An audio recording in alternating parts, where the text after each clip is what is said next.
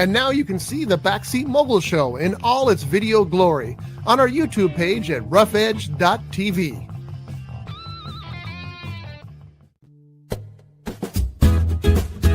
It's tiki time at Harbor Cove Cafe.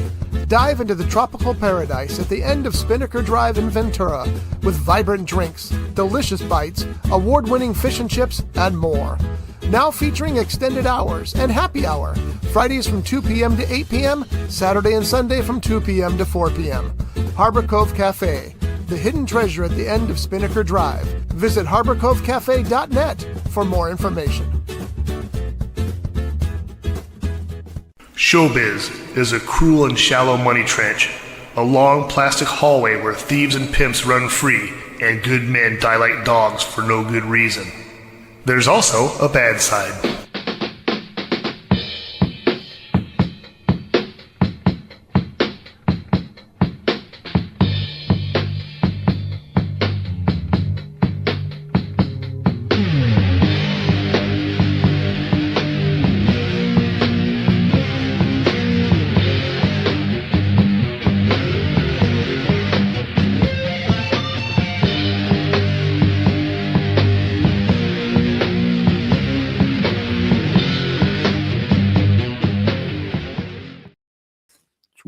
Hey, this is the Backseat Mogul Show live here on Rough Edge FM. I am R. Scott Bolton. I am the Backseat Mogul, and this is the show where we talk about show business. Today, we're going to be talking about the most anticipated films of 2026. Do I need to call somebody? It's like I got one of those bouncing balls over there that can sing the lyrics along. And some reviews. It's going to be a long show. It's going to be a long show. Yep. That's Johnny DeRuvo, in case you guys were wondering. Johnny D. And yeah, there's something wrong with him. And we got Jeff Genet sitting right next to him. Hello. So good morning, guys. Where should we start? I don't even know where to start. Should we start with? I know where we should start. Oh God, I'm afraid I'm scared. Today, January 3rd, 2026. Happy New Year, guys. That's fair. That's Happy fair. New Year to our listening audience of billions of people. As far as you know. Works for me. Yeah, it is. 2026. That's why we're talking about the most anticipated movies of next year. We are? And next year? 2027? Yeah, we're going to move ahead a year. Okay. Did anybody watch Stranger Things? Did anybody finish the finale? Nope. I never saw one episode. You're a loser. Go like this and look at the camera. Go on. This way or this way? Well, one's an L, one's not. Okay. Well, I don't know which now one. You look like a football goalpost. Anyway, they crashed Netflix again and did $25 million in the box office because they put the last episode in theaters. I know it. Amazing. It's one of those things. It's like it's split pretty much down the middle. Half the people love the ending, half the people hate the ending. And I think that more people like it than like the Game of Thrones ending. But, you know, you can't please everybody. There's just no way to please everybody. So the good news is that it's obviously went out with a bang, and more power to it for that. Avatar is doing very well at the box office. It won't reach the heights of the previous two, but when you have a movie that's going to gross between $1.5 and $1.8 billion, you're doing okay. Don't you wish that first run would make $1.5 to $1.8 billion? I wish the director would finish the damn movie, honestly. Maybe we'll get to that today. Pluribus finished it. Anybody watch Pluribus here on Apple? So good. It's amazing. And the producer and creator, Vince Gilligan, who's Vince Gilligan's Island. Sorry. You realize that you're insulting probably the greatest television creator of all time, right? Oh, I'm probably not the person that started that. He probably got that one. I'm sure you're right. That's probably not the first time he's heard that, but it's probably the last thing he wants to hear. Well, I'm sorry, but I mean, he only created Breaking Bad and Better Call Saul, so and now Pluribus, which is amazing. It's really good. I think you'd like it a lot, Jeff. I don't have Apple TV. I know that's the problem. Or Netflix. That's why I haven't seen Stranger Things. Yeah, you don't have Netflix either? Nope. Password sharing. They took that away. And I'm not going to pay. Oh yeah. Speaking of Netflix, I keep getting these notices, and I'm sure it's not from Netflix, about my account is soon to be deactivated. It's like, wait, what? I don't have a Netflix account. Well, then don't worry about it. I don't. I get those all the time from Bank of America. Your Bank of America account's been compromised. That'd be bad news if I had a Bank of America account. Yeah. Or your car's been impounded. Yeah. It's right there. It's out there. I'm really surprised I haven't gotten this. Grandpa Johnny, I'm in jail in Mexico or some other foreign country. John, you don't have any grandkids. Exactly.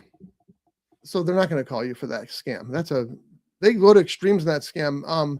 Josh's wife, Andrea, she got a call when she was living in Fraser Park, and they said they had her mom had kidnapped her mother, and they wanted, I think, $1,000 transferred to them immediately, or they're going to hurt her some more. And then you could hear somebody like getting beat, and her mom was screaming in pain.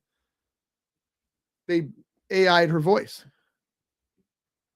$1,000? I don't know what the money was. Okay, It was probably a lot more than that. But that's pretty cheap. That's what I was thinking. Yeah. it's like $1,000. Yeah, How exactly. about if we pay you $1,000 to No, keep? I don't. her? That was just throwing a number out. That's not the number. Okay.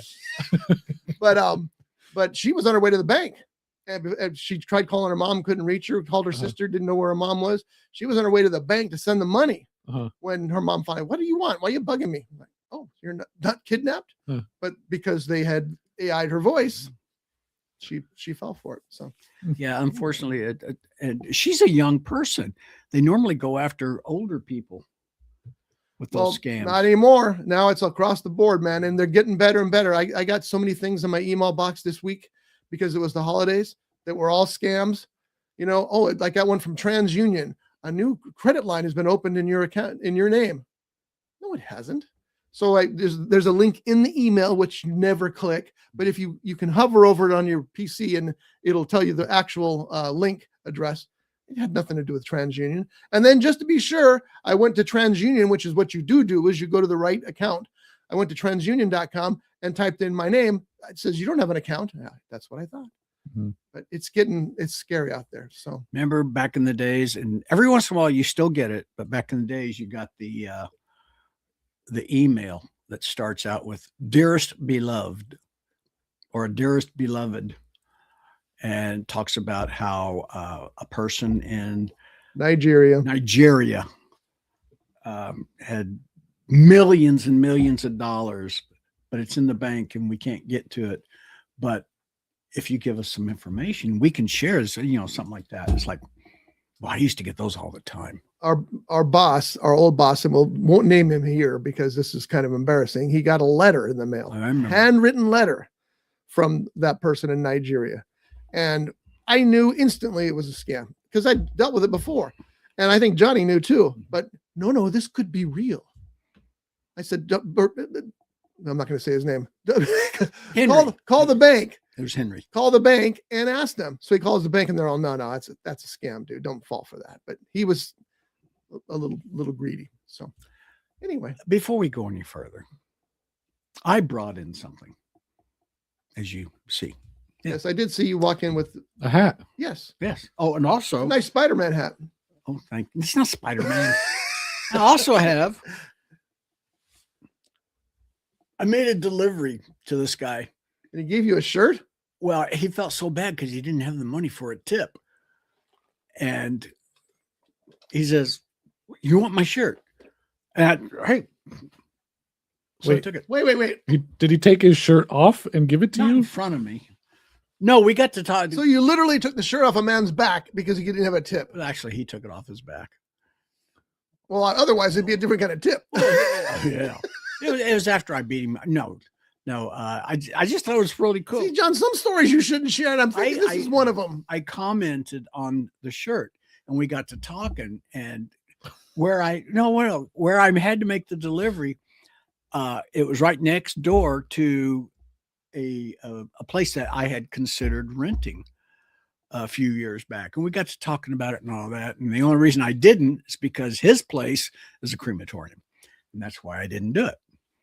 Ooh, He may have taken this off of some. Yeah, you might be wearing a dead man shirt. Yeah, it wouldn't be the first time. I mean, This whole story is weird, John. Yeah. It's It taking gets more, weirder. well, a lot anyway, of left turns here. I'm trying to keep up. okay. This is what I brought in. No, we're not done with the shirt yet. Yeah. So- That's- All right, what here kind it of food- is. What kind of food did you bring the guy? Little Caesars. So he's probably got hot pizza cheese all over his bare chest now because he doesn't have his shirt. Well, no, he went in and put another shirt on. but he took the shirt He may off of have. himself because he was well, wearing that shirt. Yeah. And then he gave. I came washed back- it. Here's what really happened. The guy says, "I'm sorry, man. I don't have enough money for a tip." John's all, "I like that shirt."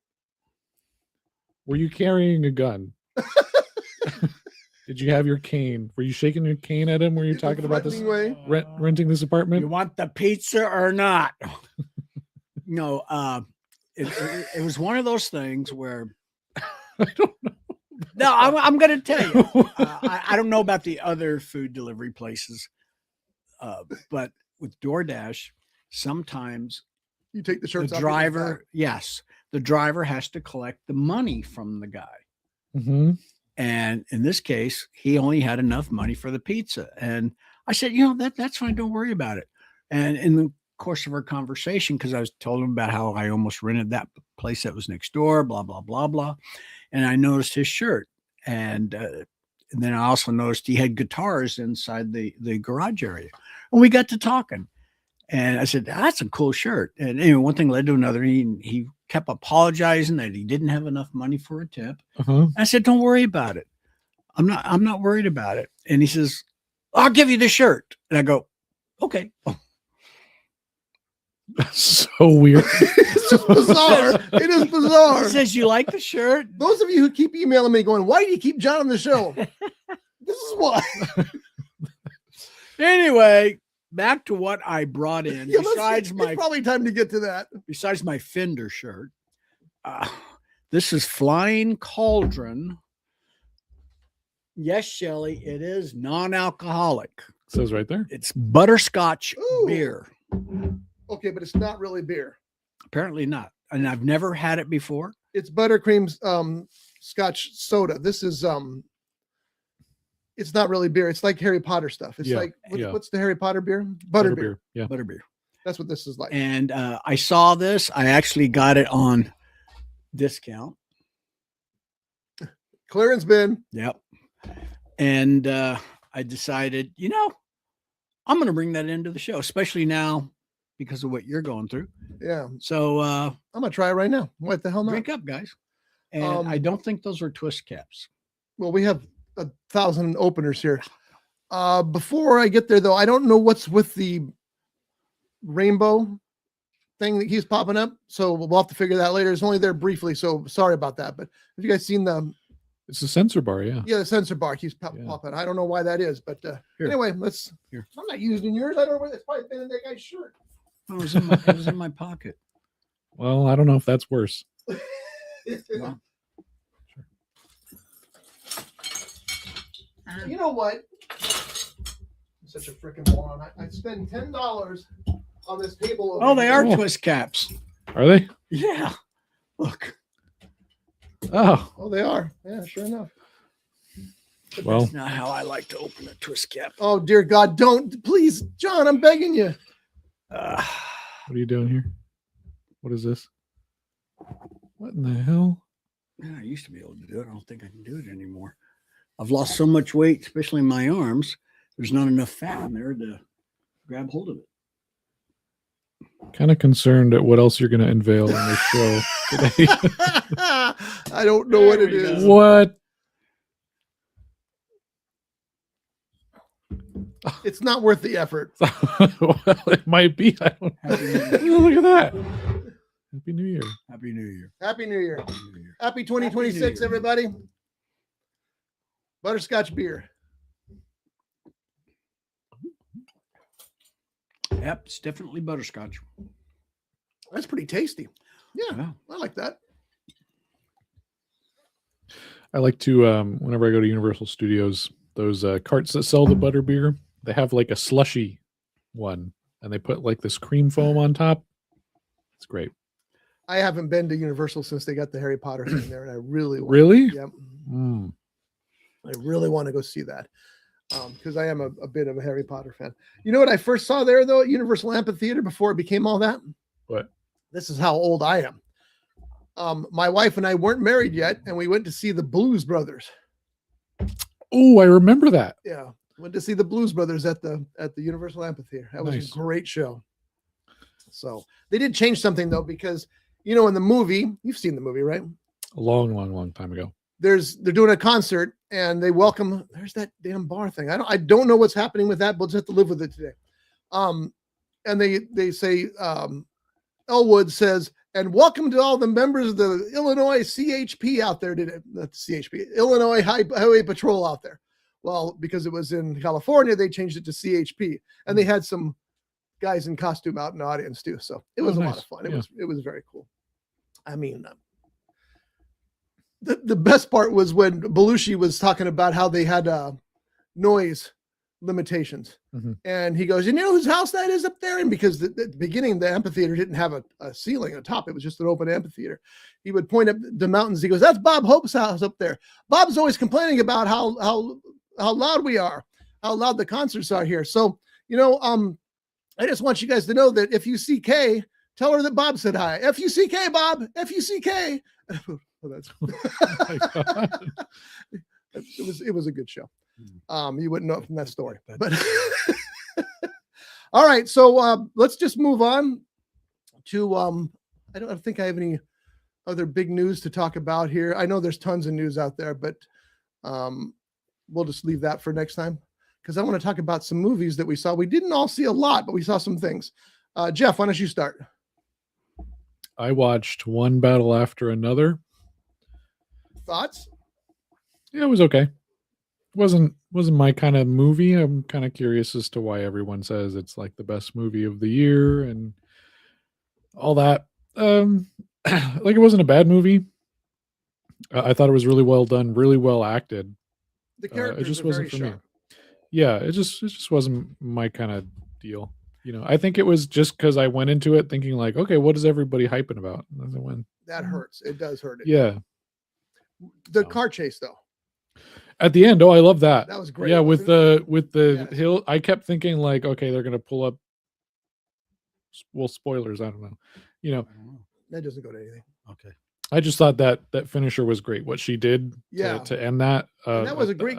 yeah. I think that's one of the great car chase scenes, because you felt like you were in that car Mhm. all the And way. it added so much tension to everything. Yes. It was just like, oh, like who's gonna get to who first, and I thought it was really well done. Yeah, It reminded me of that stretch of road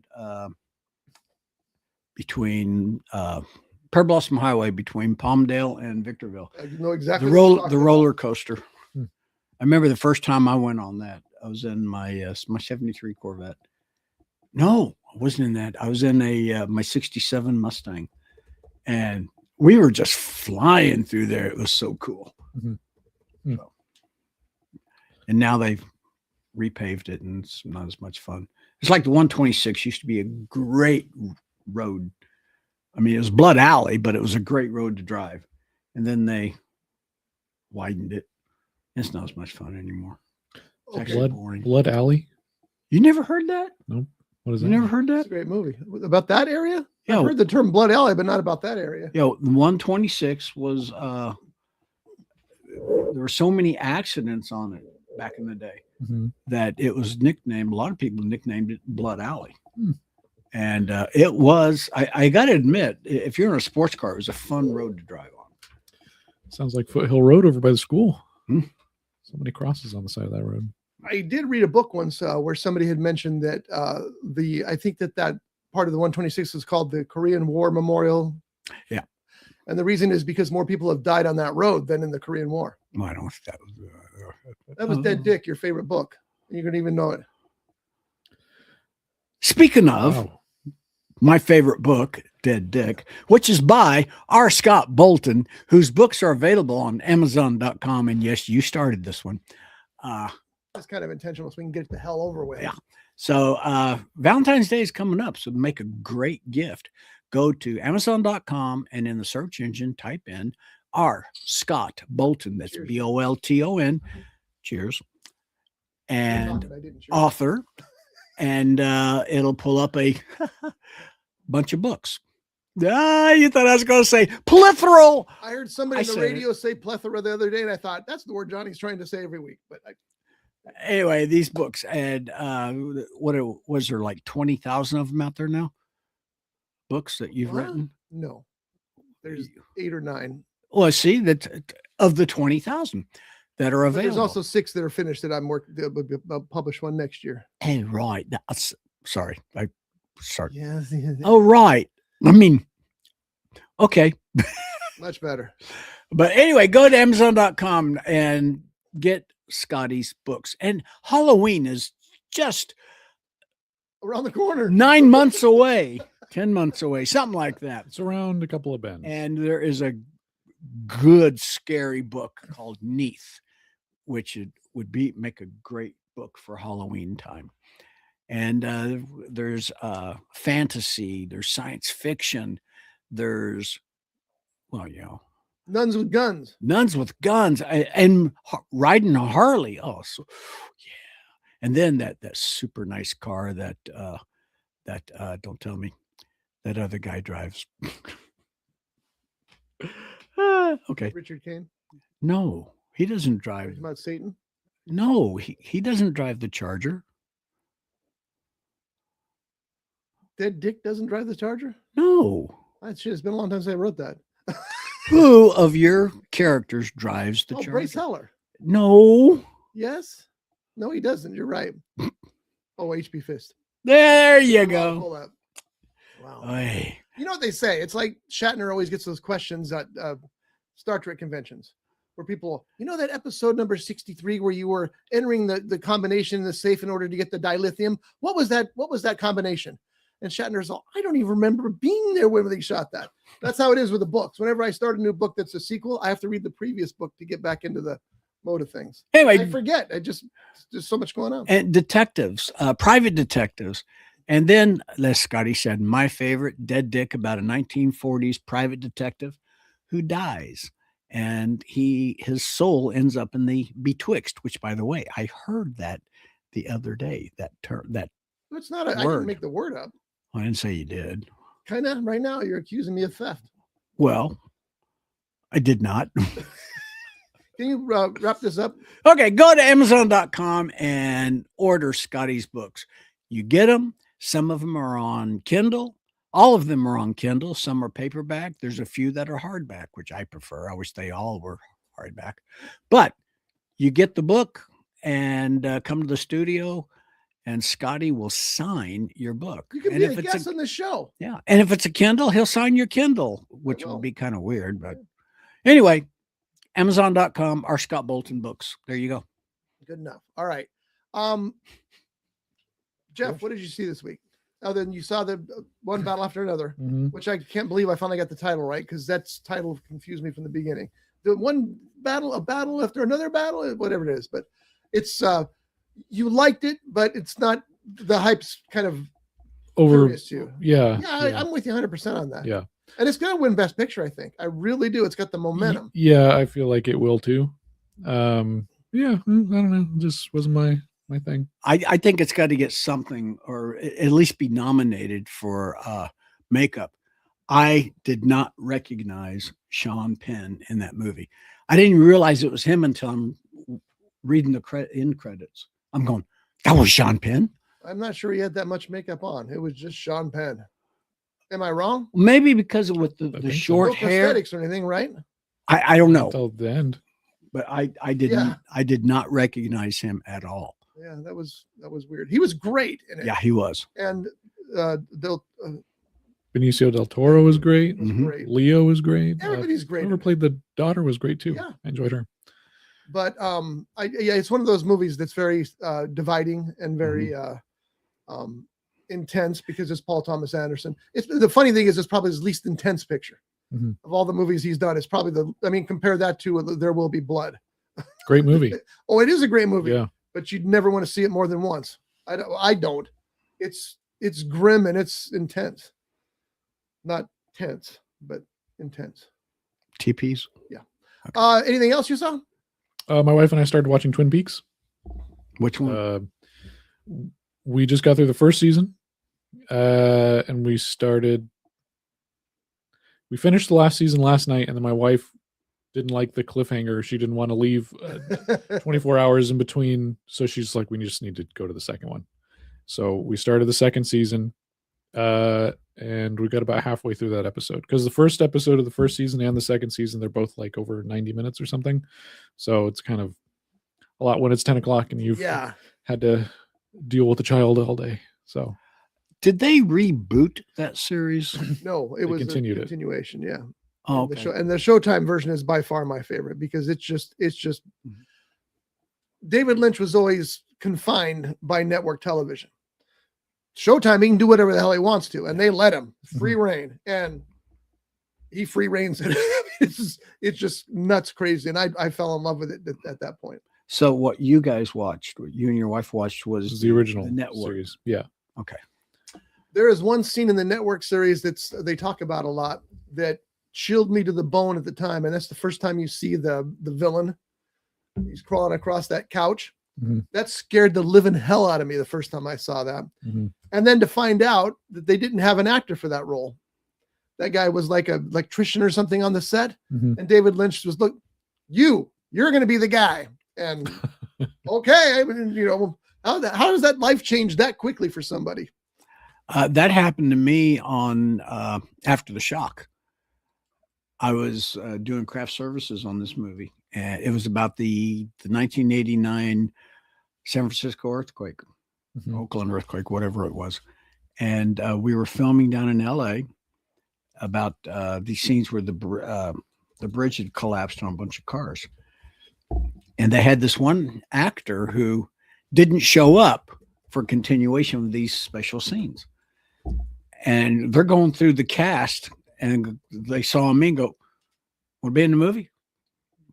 I had to look at my boss. Just, yeah, go ahead. He goes, "Oh, okay." And I got to play one of the heroes, because I looked so much like the guy who didn't show up, who they already had on film. They didn't want to reshoot all the other stuff that he was in. Too bad.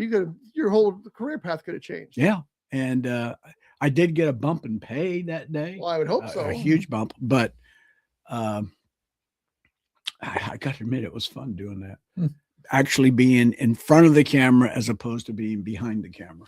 I just read the other day that in a scene for Raiders of the Lost Ark, and I'd noticed this before, but I never really pursued it. But there's a scene where the one of the vehicles pulls up, and it's supposed to be filled with all the bad guys. But one of the guys, Roald, the guy with the burn on his hand, I can't remember what his name is, Roald something or other. He couldn't make it that day. He was offset. So Spielberg toyed with the idea about just putting somebody else in the costume and having his back toward him or whatever. But apparently that wasn't feasible for some other reason. So they stuck his hat in a pole. And so if you watch the scene, he's very stiff. And I remember watching this before, and that character is very stiff, because all you see is from the typical Spielberg angle up above a little bit is the guy's hat, and he doesn't move. Everybody else is jumping out and running around. And I always thought, why is that guy just sitting there? Why doesn't he? I guess he just doesn't have anything to do. Well, then I read this story and went, oh, it was a hat and a stick. But again, genius move. Hey, nobody's going to know. It's just a hat and a stick. We're going to see him from up here. And it's perfect. I think that the Raiders is there's a handful of perfect movies, and I think Raiders is one of them. Really terrific. The one thing I remember about Raiders, I don't remember the hat sequence. You would if you saw it. I mean, now I'll be looking for it. But the one thing that always bugged me was that scene where Indy is down in that pit, and there you see the snakes, and you see the reflection of the snake. And I never noticed it again until someone mentioned it. So then you got to look for it. Well, that's one of those things that when you get a Blu-ray, it really shows. And I'm sure the 4K is even worse. Well, I think you're the one that told me about the on the Blu-ray edition of Commando. Yes. Where you see the you're in theaters and you're watching him hold Sully by his feet, and you remember you said you'd kill me last. I lied, and drops him, right? By the way, I love Commando. DVD came out, Same scene is awesome. Blu-ray comes out and going, hey, that's a rope. You see the that rope holding him filament. up there. Yep, big time. There's no way I'm gonna be able to find this picture, but just you'll see when you watch the movie. The long car pulls into the scene. I think it's right after the airport gun battle, and then is that where the guy gets hit by the yes. plane? And that's one of those scenes that tells you what a great actor Harrison Ford really is, because he's beat and defeated, and he's the hero of the movie, and he looks up and knows he's going to die until he sees that propeller coming around, and he knows that. But the look on his face is so just done. That's a good actor. That's not just an action star. That's a good actor. And then Josh says, by the way, Sean Penn deserves the Oscar for One Battle After Another. Did I get it right again? Yes. Yeah. And it's hard to disagree. I mean, Benicio is great too, but it's hard to disagree with either one of those guys being eligible for an Oscar. But Sean Penn was stunning. But he was a bad guy. Whew. And Leonardo DiCaprio, his performance was superb. Yeah, he'll be in another category. He'll be lead actor, but Benicio and Sean are going to be supporting actors, I would think. I don't know. So that's all you saw this week? That's a lot. Yeah, just those two things. Yeah. Johnny, what'd you see? The only thing I saw was the movie of, don't tell me. I just had it. Wait, no, that's not it. It's again, apologies for the color bars. It's an HDMI problem apparently. I can't find my rerun, but there it is. No, that's not it. Wait.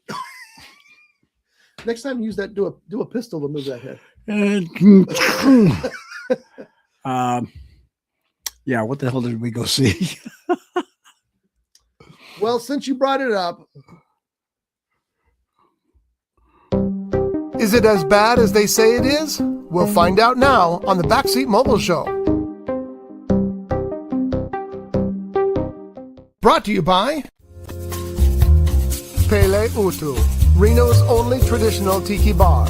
A kaleidoscope of colors and tropical charm with the undeniable allure of paradise and intoxicatingly delicious cocktails. Pele Utu. Open Wednesday through Sunday from 12 p.m. to 11 p.m. 1275 Stardust Street in Reno, Nevada. For more information, please visit peleutu.com.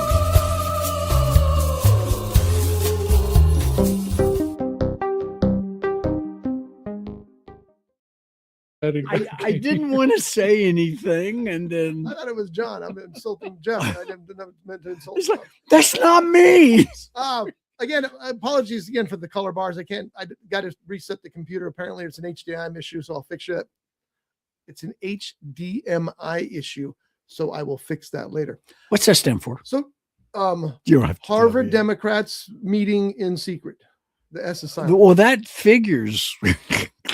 Don't get me started. You're the one that brought it up. Vice president bombing the shit out of everything. Jesus. You were saying. Then we're moving on. The color bars. Yeah, but we're moving on. So Johnny and I went to see Anaconda this week, and Anaconda has not got great reviews. It doesn't have bad reviews, but I think it's sitting at 56 maybe on Rotten Tomatoes. 52. 76% audience score. I think that people are forgetting this is supposed to be a comedy because, for example, my mother doesn't like snakes, so she wouldn't go see it. But I told her, I said, well, it's a comedy. Oh, sure it is. No, it really is. It's a comedy. And I think people, even though you think Jack Black, Paul Rudd, you should know it's a comedy, right? It's very funny. The characters are great. You believe the chemistry between Jack Black and Paul Rudd. Mm-hmm. Jack Black's energy alone could probably power Los Angeles for a year. That guy's got such a thing. It was a lot of fun. And that's the key there. It's just a fun movie. If you're going looking to see what have they done to enhance the Anaconda story? Nothing. It's just a big snake eating people. That's what you go for. It's not a big snake. It's a humongous giant snake. 25 foot or something like that. And 3 tons of it? No, it's not that long. But it's big, huge. It's a huge snake. To me, you've seen those big transit buses that look like they're two buses together, and they got that kind of accordion thing in between. It was bigger than that.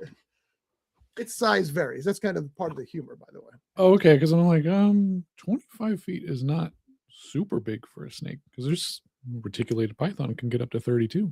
Yeah, this one's probably closer to 50 foot. Okay. Yeah, the biggest one. And no, it's probably even longer than that. It's probably 100 feet because at the end it's almost Jurassic Park time. Yeah. By the time it's chasing them down.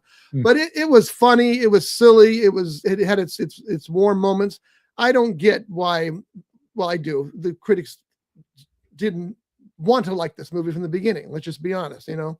And the audience obviously likes it a little bit better. There's some surprise cameos that work really well. Yeah. I will tell you this though. I think that this director, what is his name? Tom Gormican doesn't know how to build cues. And what I mean by that is that a moment comes by in the film that should be a big, splashy, eventful moment. He just kind of lets it happen.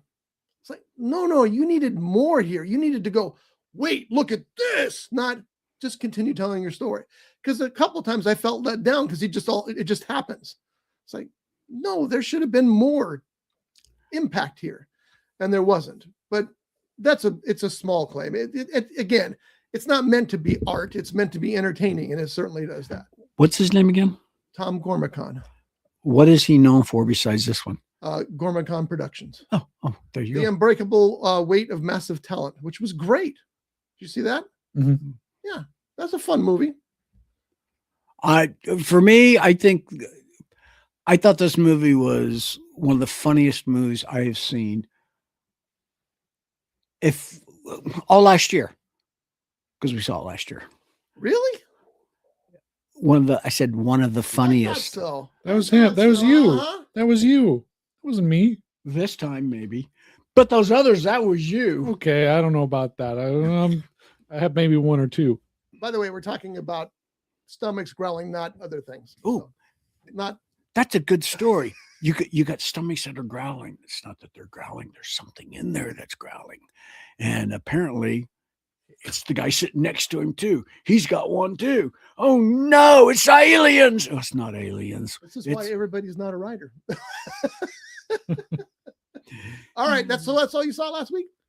As movie wise, yeah. Well, I've been TV lacking. shows. Yeah, my usual TV shows. That's all you need to say. I got to tell you, I'm watching. Stop it. Yeah, it wasn't me this time. I'm pretty sure it's been John all along. No, Sure. no, because he already Evidence- admitted it. Yeah, He but it admitted happened it. once or twice, not like a dozen times. No, and that I've was only like done 10 it minutes twice. before. You did it twice. It's your turn. I ate a peanut butter bar. Oh, oops. I know it. It's the beer. Oh, speaking of that. It's the non-alcoholic beer. Shelly, non-alcoholic. Yeah, loaded with sugar, but that's okay. You know, it Jesus, actually tastes really pretty loaded with good. sugar. Yeah. But Criminal Minds, I'm getting back into. I really was a big fan of the original Criminal Minds, and when it ended, I'm watching. What I like about watching these TV shows again is the fact that I don't remember this episode or that episode. I'm the same thing with the original CSI, and for me, some of these it's like watching it for the first time. It's kind of like when you do a show here. Everything you talk about, what you talked about last week, and you're talking about it again today. We did? Yeah. Oh, okay. You notice what I did not say? Wait, what? Oh, I just did. Same thing with plethral. Plethral. That sounds like a medical term. Okay. All right. That was not me this time. Well, it wasn't me. Oh, it was Scott. Hey, Johnny, it's all you. No, it is. not. It's emanating from you as a sound source. I'm sorry. I'd be honest. You got a microphone down here someplace? Yes. Oh, Stomach cam. that's not me. This time that was not me. I would know if it was me. I would admit. Yeah, but you'd lie about it, so it doesn't prove anything. It was the mouse in the wall. It's okay. All right. So Now, if it comes out as with an accent, then it might be me. if it comes out with an accent, you're not leaving this room alive. I don't mean that in a threatening way. I mean it in a serious way. Anyway, I watched a couple of things. I saw the Long Walk. Let me tell you the whole story about the Long Walk. I got this notice on my bill that I had my annual fee was due for Stars. And I thought, I would have canceled this. I don't watch anything on Stars, especially since they canceled Ash vs. the Evil Dead, which that's the reason I canceled in the first place, because they pissed me off for canceling Ash vs. the Evil Dead. Anyway, so I thought, let me look at Stars and see if there's anything or I'm just going to cancel this. So I turn it on, and the first thing they have is the Long Walk. And I go, oh, okay, maybe I will watch something on Stars. So I watched the Long Walk, which of course is based on the Stephen King novella. I think he wrote that as Richard Bachman. Didn't he do that under his pseudonym? Well, I don't know that. I think he did. The story, if you don't know it, and if you don't know it, I don't want to spoil it because the movie really builds in the understanding that you don't know the story. And we'll discuss this off air because I don't want to give away any spoilers. But basically, it's in the future. America's in deep trouble, and they have this thing called the Long Walk, in which up to 50 boys start walking, and the last one standing, and we'll just leave it at that, is the big winner. He wins a buttload of cash and a wish of whatever he wants in the world. So it was Richard Bachman. Yeah, so he wrote it as Richard Bachman. That movie is impressive as hell. The screenplay is incredibly well written. The characters are so well drawn. I mean, you got to remember, these are young boys. What are they, like 15 to 18, maybe? Something like that, yeah. Walking down the street for the whole movie, but your attention is held tightly by their conversations, by the characters they've created, and not just on the writing side, but on the acting side as well. The actors are incredible. It's just really impressive that they made a movie that this riveting about kids walking on a street. Now, I know there's some things going on that you probably know too, but just in case, I won't mention it, but that changes things. But that's almost secondary, don't you think? Mm-hmm. It's almost secondary to the story because they build the characters so well. Yeah. What time frame is it supposed to take place in? It's in the future, when America's no longer the most powerful nation in the world. No, I mean, it's like tomorrow. Like The Walking Dead.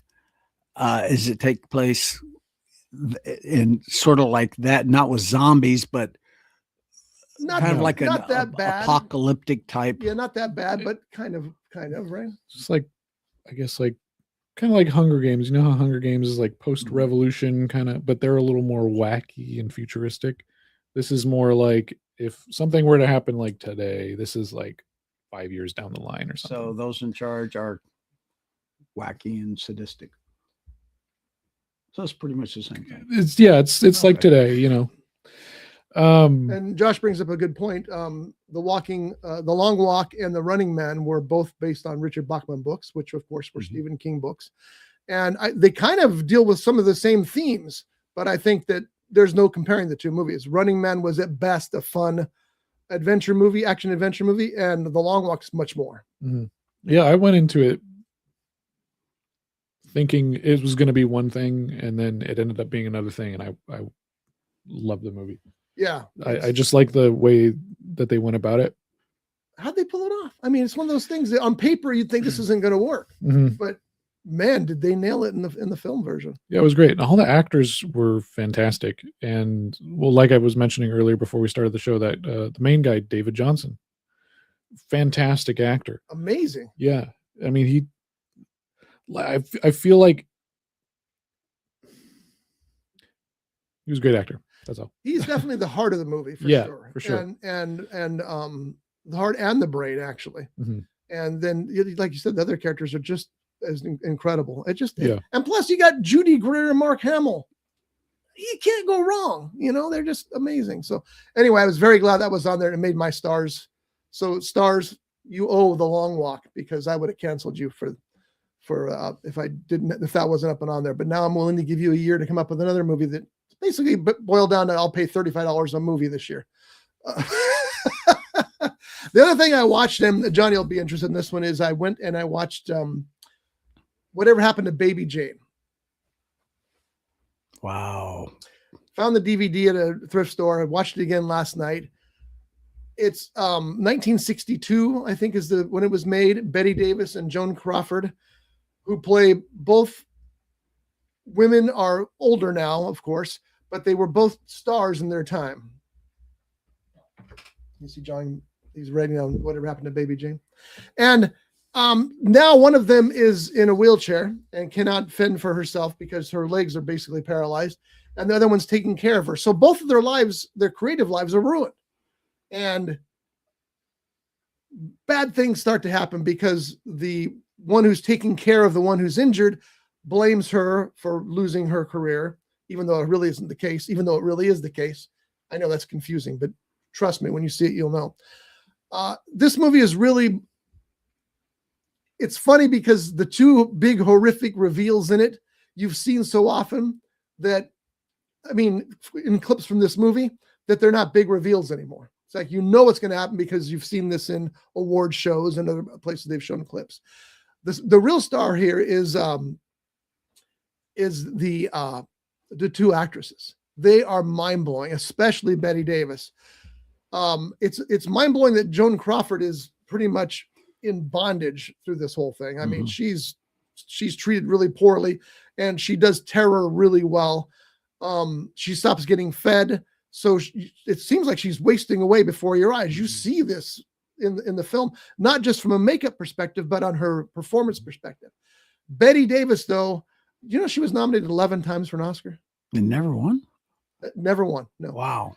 No, she did. She won twice. I'm sorry. Oh, okay. That's big. She won twice. Deservedly so. Yes. This movie, they just let her off the leash. The leash. Let her off the leash. It's like, Betty, just go as wild as you want to go. And man, does she go wild. She is so over the top crazy in this. When I think of Betty Davis, I think of Betty White. Although one was more comedic than the other, the talent that those two women had when you saw them on the screen. I don't disagree. Yeah. But Betty Davis, of course, was known for her more gritty, I don't know how else to describe her, but she's stunning in this movie. And Victor Buono also. And this is what's interesting. And I know you probably don't know the name Victor Buono, but he's King Tut from Batman. The Batman TV series from the 60s. That didn't help? Nope. Okay. Okay. You know what a TV series is. Yeah. Anyway, I didn't expect him. That's okay. But the opening credits introducing Victor Buono. So it was his first movie. It was impressive. Very good movie. It's still scary even by today's standards. Yeah. And Jeff and I were talking about this, about the Long Walk. One of those endings where you're like, well, what happened afterwards? You wish you knew a little bit more. And to give a little background that a lot of people don't know, I'm sure you know this. First off, Baby Jane was a character that Betty Davis's character played when she was younger in the movies. She was Baby Jane. Because remember how she's dressed? No, I know. They do the whole, right. The movie starts from the beginning of their careers, and she's on stage singing about Daddy. I wrote a letter to Daddy. He's dead. And the letter got to heaven or something like that. Well, in real life, Betty Davis and Joan Crawford were pretty much supposedly mortal enemies. They could not stand each other. Yeah. But yet they were in this movie together. And if that is true, that probably made their performances even that much better. I don't know. You got to remember that was in the era of true Hollywood hype. Yeah. And I think that whole thing might have been made up. The DVD set I bought comes with a second disc. It's got like 4 or 5 documentaries on it. So I want to watch those and see what they say and you know, whether it was report back on it. I will, because I'm very curious about that as well. It's entirely possible. I mean, we know the last season of Castle. Reportedly, those two people hated each other's guts, but you never would have known it from watching this series.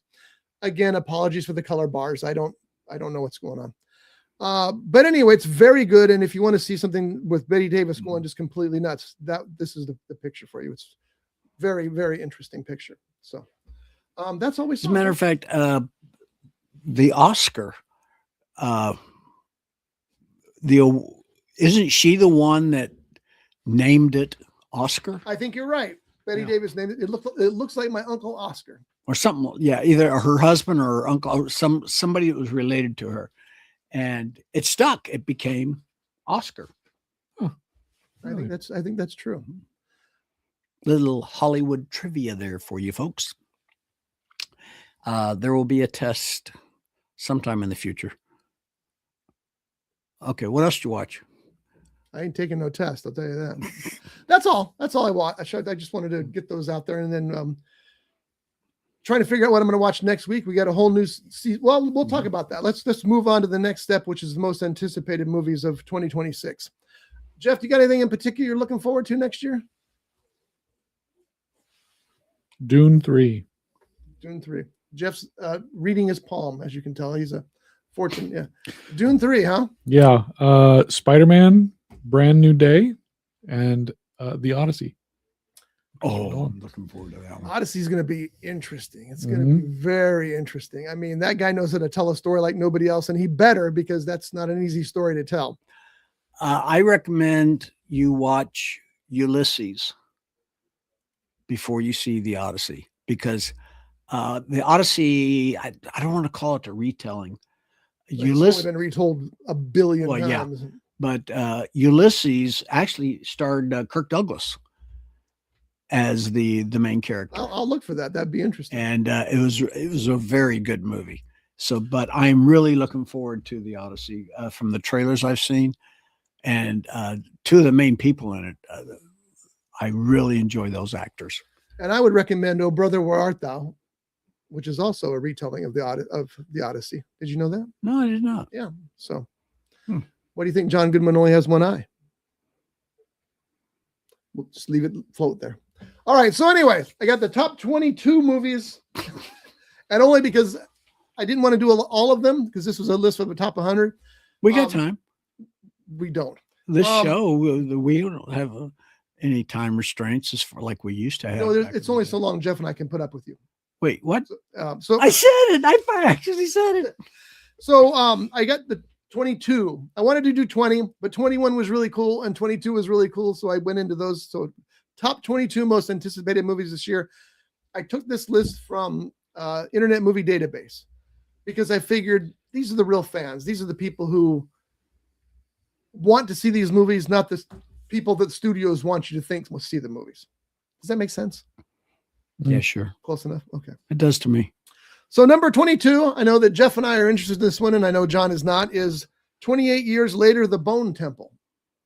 Yeah, I'm not. Just that whole series, I haven't seen any of them, and just, I don't know. There's nothing about the trailers that I've seen of the previous ones. Just not interested. Didn't you see the last one? Didn't we go to the theater and see that one with Ray Fiennes and maybe it was Josh and I, and the Kung Fu team at the end? Wait. Yeah, it was the Panda, Kung Fu Panda, and all his people. No, that wasn't me. Okay, so at the end of that, apparently that Kung Fu team that was so divisive, this is their story. Yeah. So we'll see how that turns out. What do you got hopes for it? I hated the last 30 seconds of that movie so much that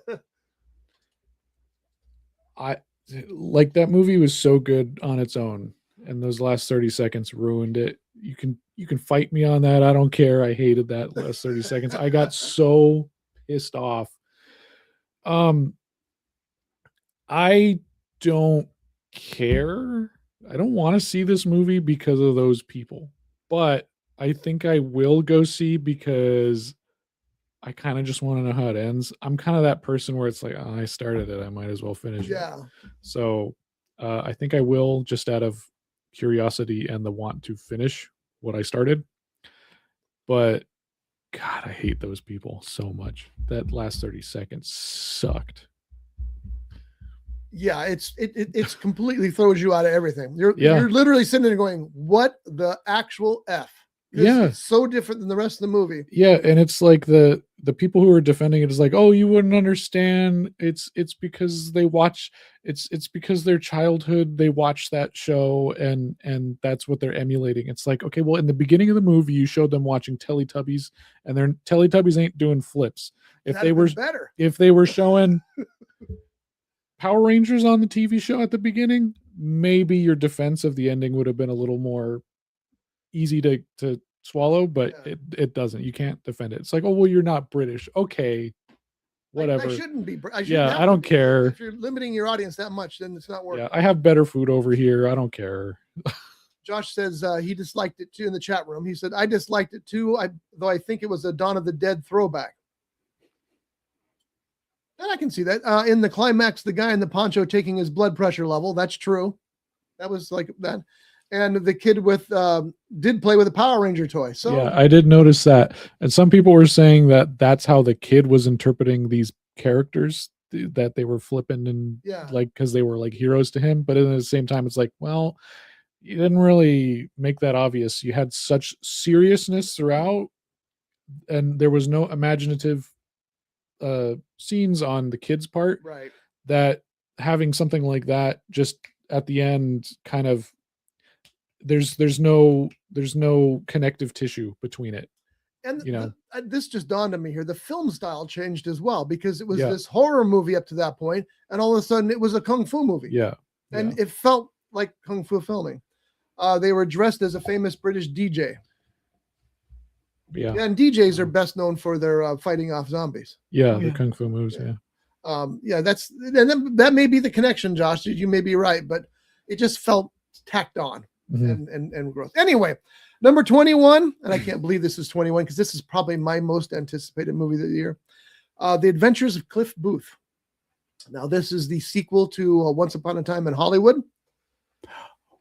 Josh says I disliked it, but was just throwing that out. Yeah, that's what we want you to do, the conversation. I want to see this. The Adventures of Cliff Booth, which is a sequel to Once Upon a Time in Hollywood. Brad Pitt returning as Cliff Booth. Apparently, he becomes a fixer in this movie, like Harvey Keitel was in Pulp Fiction. So he's going to be a Hollywood fixer. So like, I'm kind of interested. Well, I'm not kind of interested. I'm really interested in this. This was going to be Tarantino's 10th film. At the last second, he pulled it. Brad Pitt said, this script's too good to just let die. Can I get another director? And Tarantino said, go for it. He gets David Fincher. That's big. And they shot some of it here in Ventura. I mean, should be great. I was wondering, why wouldn't, like, I know he's trying to do the 10 movie thing. Never should have painted himself in that box. Right. But Kill Bill 1 and 2, he's already at 10 movies because those are two separate films. So why not just do the same thing here and say like, okay, it's just a continuation. That's true too. Like, that's why I'm like, well, why doesn't he just do Kill Bill 3? Everyone wants a Kill Bill 3 to find out what happens there. He could just tack that on and say, oh, it's still one film. Yeah. You know? And he's been talking about Kill Bill 3. Yeah. So I know he's going to do one of two things. He's going to rearrange the letters in his name to come up with a different name, or he's just going to change his name completely and continue making movies. I don't think he will. I think he's really stuck to that thing. And I wish he hadn't, again, painted himself into that corner. Because or maybe he also doesn't count Grindhouse in that. Oh, he doesn't? I thought he did. I don't think so. I think Grindhouse is excluded too, which I don't get. Because he's at 10 right now. So this next one would be 11. And I guess if you think you count it, Kill Bill was really one movie, but the studio cut it into two. Well, you just explained it. What? He was a big fan of Rob Reiner and Spinal Tap. How did I? He's at 11 because it's one more. Oh, moving on, number 20 on the list. I haven't heard of this one. Flowervale Street. You guys know anything about Flowervale Street? A family in the 80s start to notice bizarre happenings in their neighborhood. Stars Anne Hathaway, Ewan McGregor, and P.J. Byrne. Ewan McGregor's in this? No, I just threw his name out. No. Yes, I haven't heard anything about it. Never heard of it. Wait a minute. What's it called again? Flowervale Street. Wait a minute. Wasn't that one of the trailers we saw a movie or two ago? If it is, I don't remember it. Because I remember seeing something that had Ewan McGregor in it. He's probably got several movies out this year. Oh, okay. The Star Wars movie. Oh, I don't know wait, about that. no. Number 19 is Ebenezer, A Christmas Carol. Have you guys ever heard of A Christmas Carol? Have they made a movie about that before? No, I don't think so. This one's got Johnny Depp in it, though, and Daisy Ridley. Oh, Directed by Ty West. Now, is Ty West the one that did the horror film series, the X and those? maybe. I don't know. It sounds familiar. Ty West. Johnny's gonna look it up. Does it- Ty West. Does it say when that one's scheduled to come out? Ebenezer is out November 13th. Christmas time. Number 18 on the list of most anticipated movies of 2026, Riddick Furia. Vin Diesel, of course, David Twohy returning to direct. Anybody? How many of those are there? I think this is the third one, right? Or the fourth one? Okay. I've never seen those. Are those any good? You know, I'm not a big fan of Vin Diesel. Yeah, those are them. See who the director was. See, it was Ty West. It was Ty West. Yeah. Oh, it was. Okay. So he directed X and Triple X and those movies. Vin Diesel is his biggest fan. You know what I mean? Mm. And it kind of bugs me that he thinks he's so special as an actor when he's had good luck with movies about sliding cars. And these movies are kind of the same thing. He plays a space character, and it's not. Carl Urban was in the second Riddick. Is that what Josh is saying in the chat room? So it depends. They're worth watching to check them out, but I don't think they're anything special. But again, I'm not a huge fan of Vin Diesel. He's okay, and that's all he ever is. How would you compare Vin Diesel with I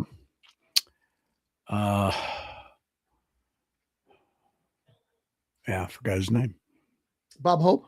No. Both entertain the troops. Oh, no? No.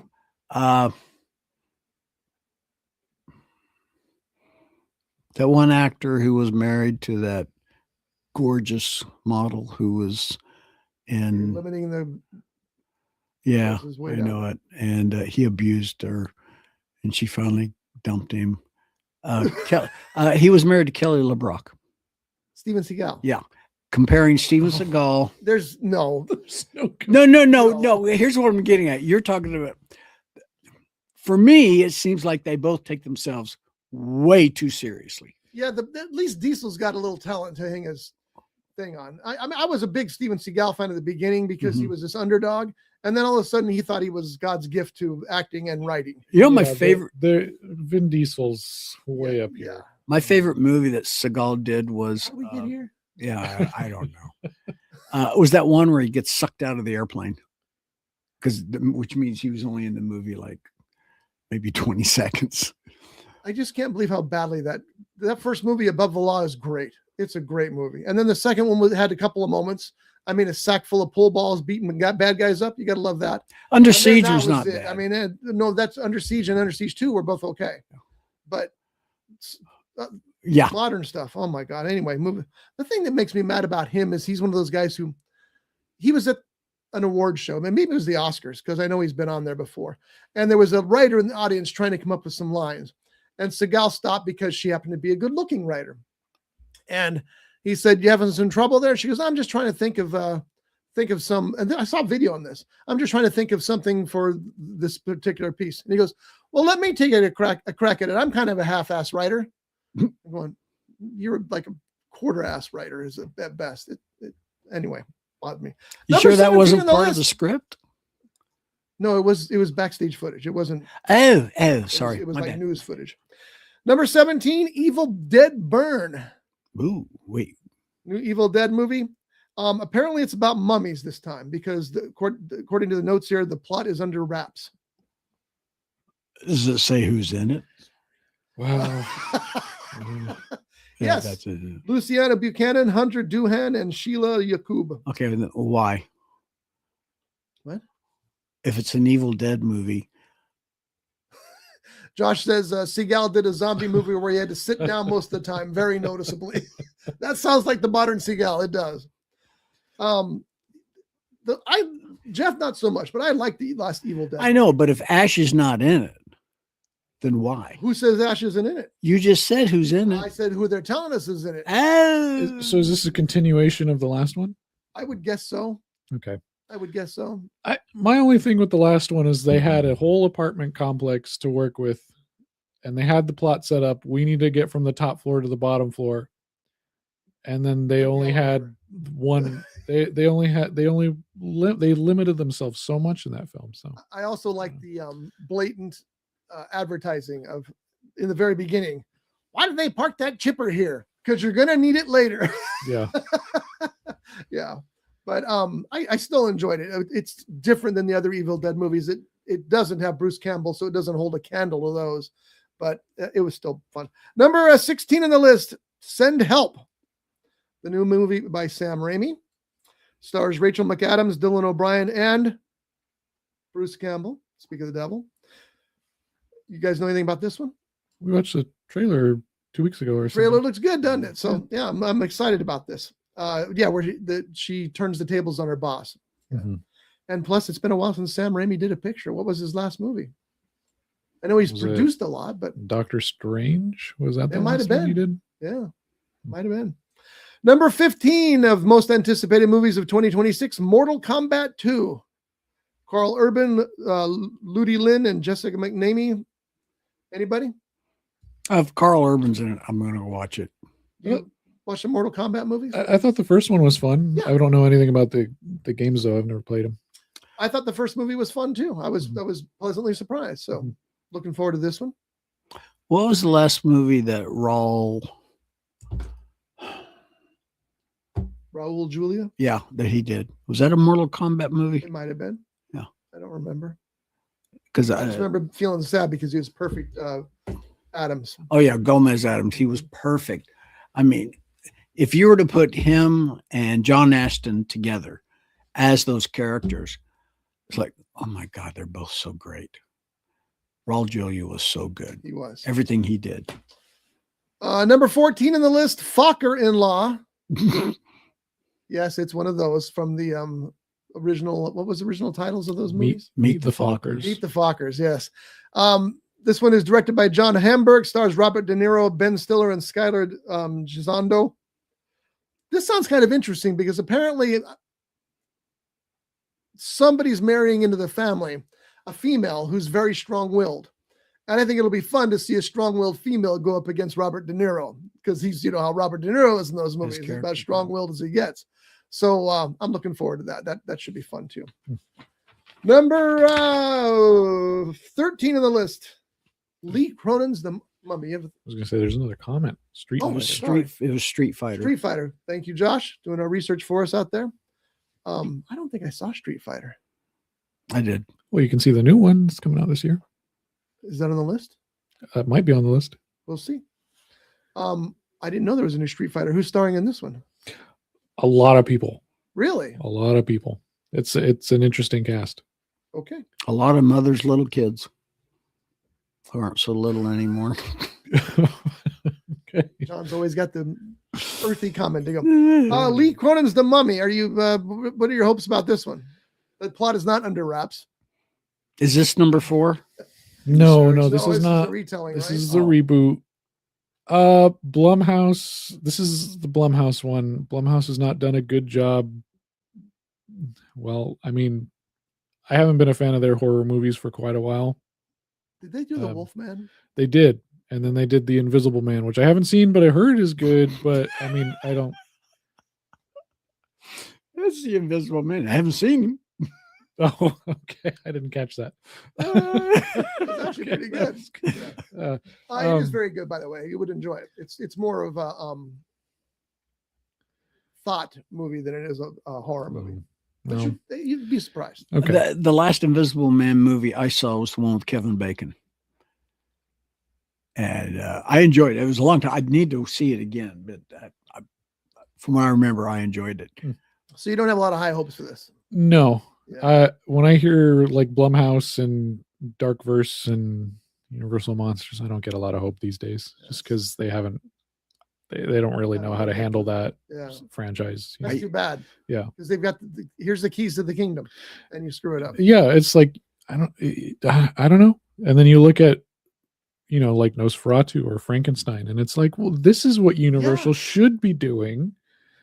And they're just like, "Oh, let's make it modern day. Let's make it about feelings and psychological this and that. And let's not look at the source material, and let's not care about this." So And if you I don't know. look at the success of period pieces, you'd think they would want to do that, but they don't. I would like to see a new movie about the Hunchback of Notre Dame.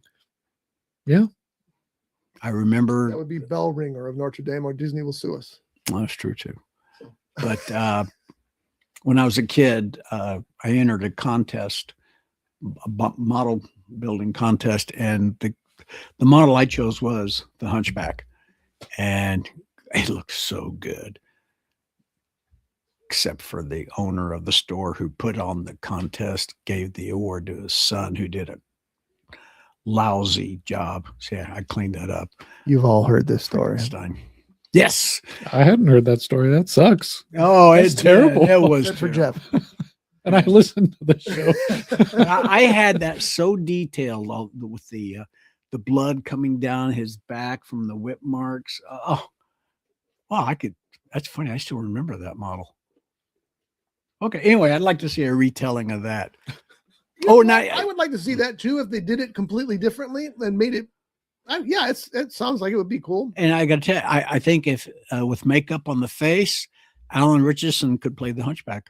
Alan Richardson is awesome. Yes, he is. His name's just hard to say. Mm-hmm. I'm just also thankful that they haven't got to the creature yet. They keep assigning it. It keeps getting almost made, and then it doesn't get made. They haven't destroyed the creature from the Black Lagoon yet. Speaking of which, right here. And the problem is, I don't know how you beat the original. What was that movie made? 1958, the first one? Yeah, something like that. The creature. That suit still works today. It's incredible. It's an incredible suit. I actually have a copy of the screenplay signed by the guy in the suit. Pretty cool. It's my favorite monster ever, and we've dodged a bullet a lot. I don't want them to screw it up, because they will screw it up. The closest they've come to remaking it, and it's so funny because it worked, won Best Picture, The Shape of Water, was basically the creature from the Black Lagoon in a love story. What's interesting, take Shape of Water, Creature of the Black Lagoon, Frankenstein. Guillermo del Toro is talking about doing Phantom of the Opera. It's another one of those Universal pictures. He'd be very good at that. Yeah. I'd rather see something original from him, but he would knock that out of the park. Yeah. I'd like to see a retelling of Phantom of the Paradise. Rock and roll's dead, so I'm not sure that would work. That's why you should bring it back. Yeah, I don't disagree. Have you seen Phantom of the Paradise? No, you guys gave it to me on. You got it? Okay. Yeah. Because I was going to get it for you. Number 12 on the list of most anticipated pictures of 2026 is Disclosure Day, the new Steven Spielberg film. On my list, that'd be way up toward the top. Very much looking forward to any new Steven Spielberg film. And this is how mysterious the plot line is. So far, all they've released is basically a poster with an eyeball on it. They did have the trailer, and the trailer told you a little bit more about what's going on. Here's the synopsis. If you found out we weren't alone, if someone showed you, proved it to you, would that frighten you? It's a very odd synopsis. But it's also probably tells you enough about the movie that you know what you're getting into. It's probably true, too. Of course it's true. Disclosure Day, June 12th. Can't wait. Looking forward to that very much. Number 11 on the list is Digger. And this is the new Tom Cruise movie with Riz Ahmed and Robert John Burke, directed by a great director whose name I can never pronounce correctly, Alejandro G. Inarritu. That sounded like I knew what I was talking about, didn't it? Sure. Now, this is a comedy, and it looks like it's going to be one of those late 60s, early 70s kind of comedies. And I'm only basing that on, and I should have brought the poster up. This is the poster. Looks like that old style film. We really don't know a whole lot about it. The most powerful man in the world embarks on a frantic mission to prove he is humanity's savior before the disaster he's unleashed destroys everything. So it sounds like a Tom Cruise movie, but apparently it's a comedy. Maybe it's more like Matt Helm. Oh, Maybe. I bet you he could play Matt Helm. Tom Cruise is a great actor. Exactly. People who don't like him just don't like him. But Digger, October 2nd, looking forward to that very much as well. Number 10 on the list. We're in the top 10 of most anticipated films of 2026. Wait a minute. That's a drum roll. Number 10 on the list is Werewolf. Werewolf? Yeah. Spelled differently. Werewolf. And this is the new film by Robert Eggers. I thought this was a joke when it was first announced because it came right on the heels of Nosferatu. And I thought there's no way he's doing Werewolf next. Well, he did Werewolf next. And this one stars Aaron Taylor Johnson, Willem Dafoe, and Ralph Ineson. It's going to be great. Yes. Lily Rose Depp is in that too. Oh, is she? Yeah. You had me at Willem Dafoe.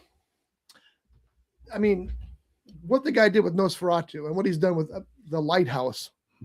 I mean, just incredible filmmaker. And I bet you it's better than The Wolfman.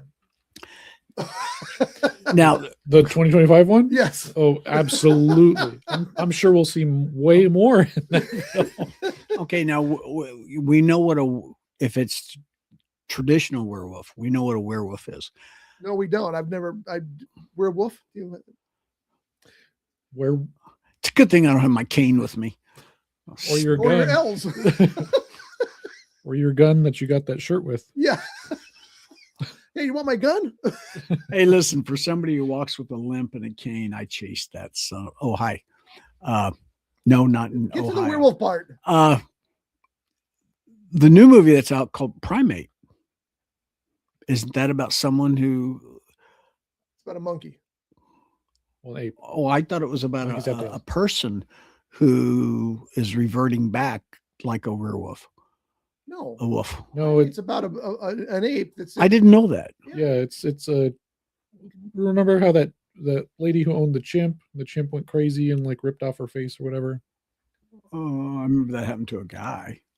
Oh, don't ever Okay, watch I'm that sure- documentary. It breaks your heart, man. Sure, it happened to a guy too, but yeah, that's basically what this is. No, there was a guy. He was an older guy. He was in his 70s, and he still was racing in NASCAR on certain tracks. An ape?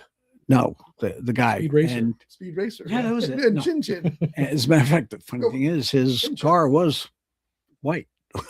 But anyway, no, he had a chimp or two, and this one particular one turned on him to the point where he took a big hunk out of his what's, and the guy ended up dying, obviously.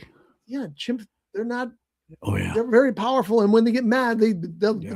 literally rip that lady's face off. I mean, As a matter of fact, when I used to live with the animal trainers back in the 90s,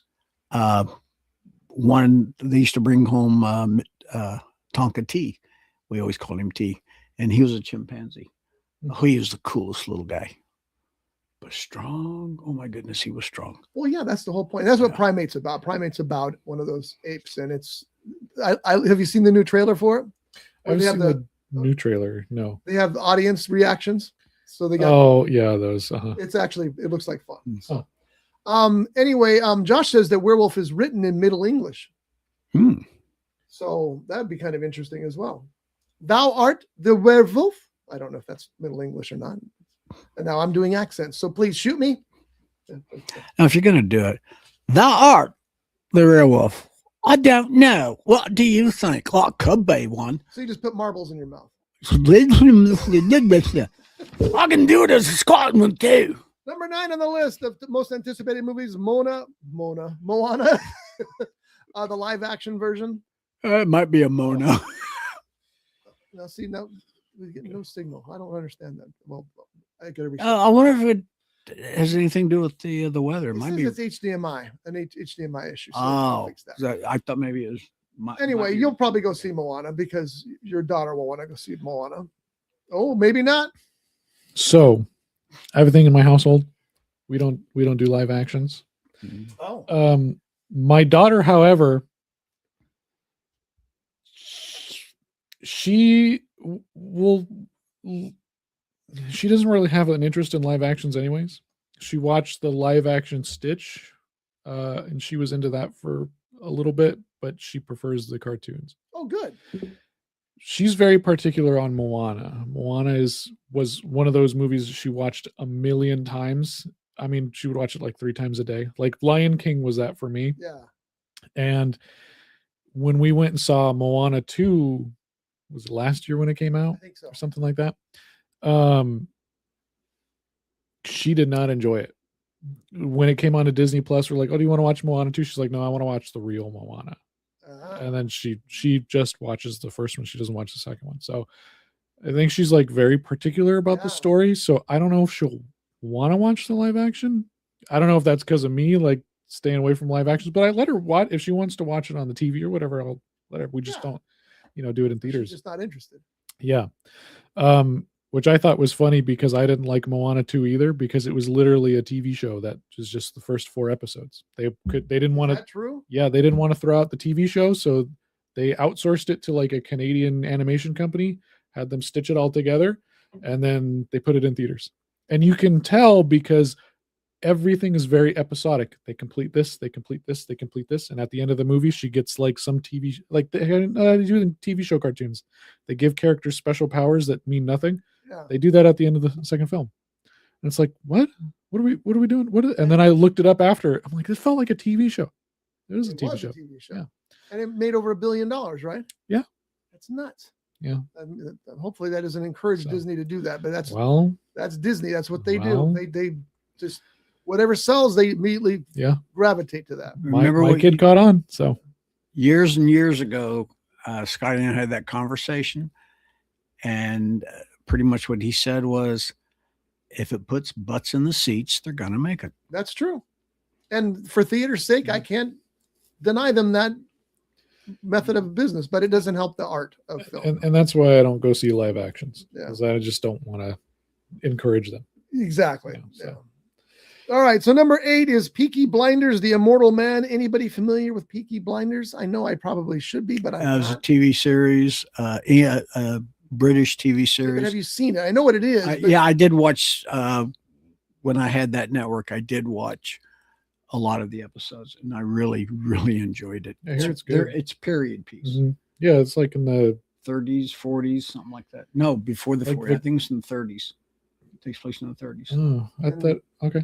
Cillian Murphy is appearing in it, which is surprising because, he's can write his own ticket right now. Oh, he was in the TV series, Yeah, that's what, and he's returning for that, which is, that's what surprises me that he's doing that. and he is great.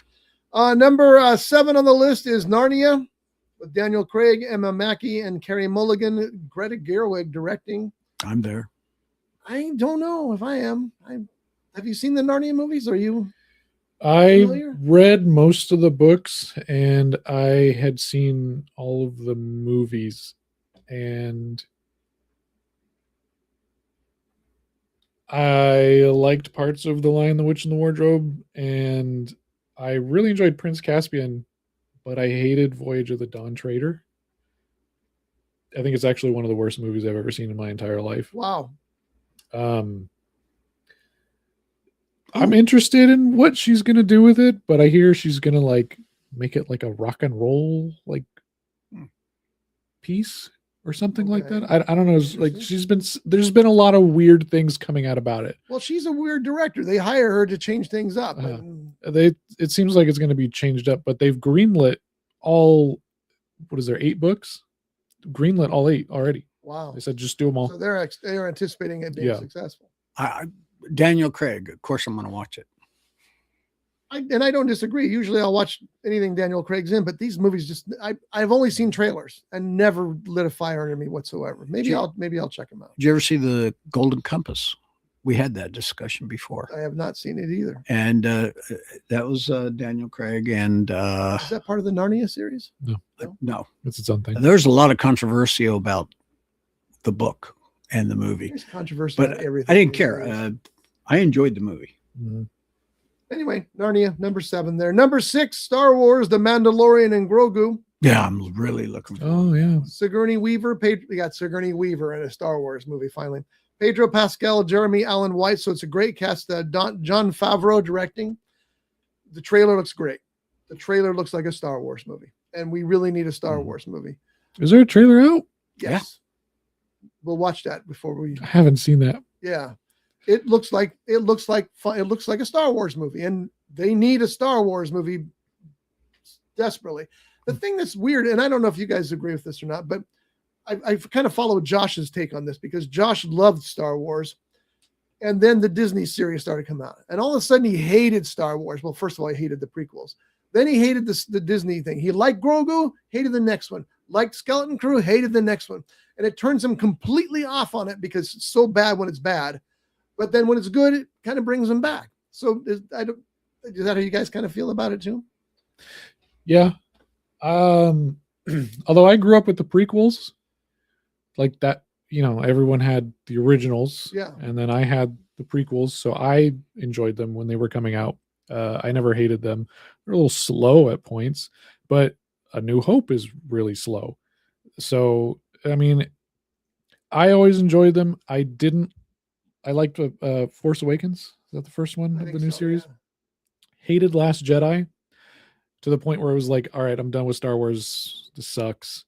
And then Rise of Skywalker came out, and it was like, I went into it with like, okay, I know this is going to be trash. I'm just going to turn my brain off. And it was like, the best way I could describe Rise of Skywalker is, I'm taking this from someone else.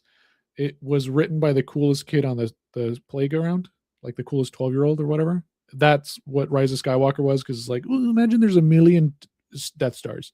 Imagine Chewbacca dies, but then he's not, it's just like, okay, that doesn't make any sense. The shows, The Mandalorian's great.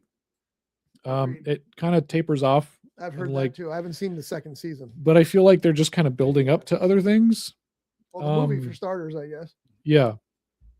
I didn't care for the Obi-Wan show. I didn't care for a lot of the other shows that they did. Ahsoka, however, I really enjoyed that show. To me, like my Star Wars awakening moment was when I watched the Clone Wars, the cartoon. Like that made everything make sense. It's like Star Wars, like the whole lore of it disguised as a kid show, and it's just more Star Wars, but it makes me love the prequels way more. It makes me love the original films way more, and it makes me love like the spiritual, like Jedi side of Star Wars way more. So I really enjoyed Ahsoka.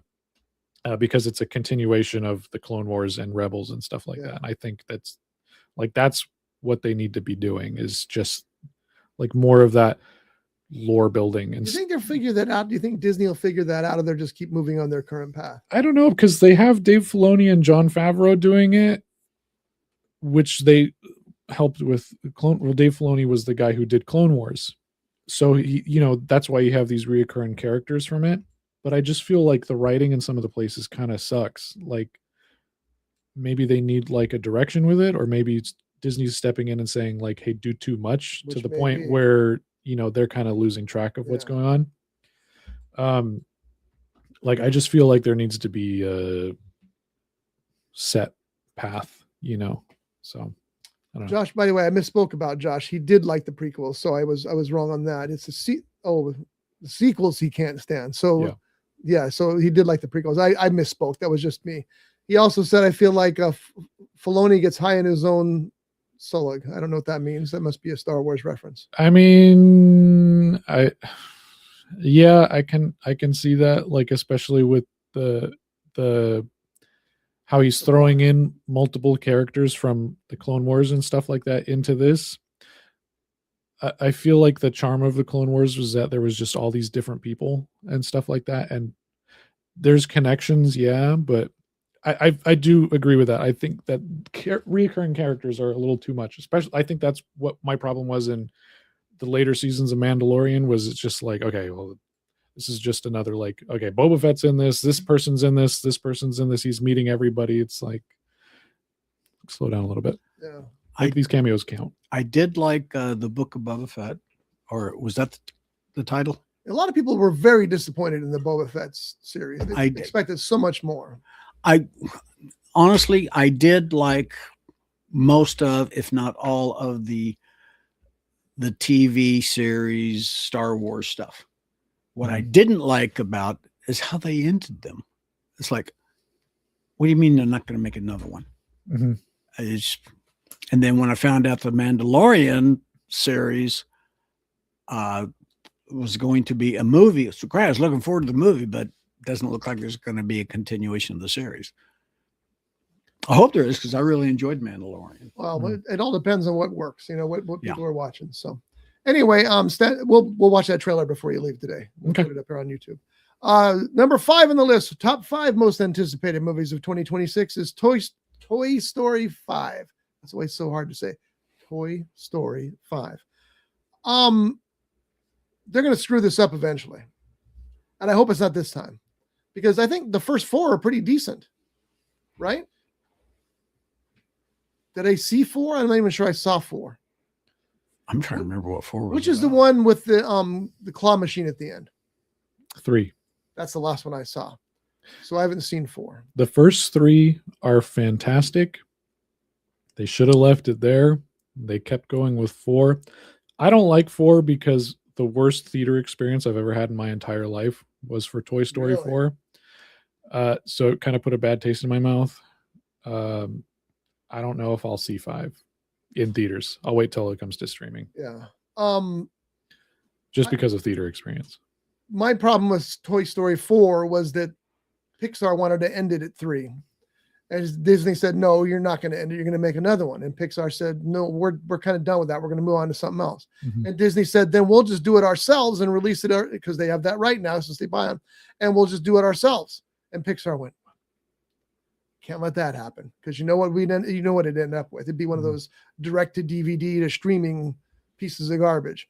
So that bothers me about 4. Mm-hmm. But I haven't seen it. So the last one I saw was 3. Josh and I actually went to the theater and saw that together, as a matter of fact, because we heard that there's a scene at the end, and somebody in a review wrote, if you don't tear up at the end of this movie, you're not a human being. Josh and I both proved we're human beings. It was very good. All right. So number 4 on the list is Turning the Page the Wrong Way. You shouldn't do that.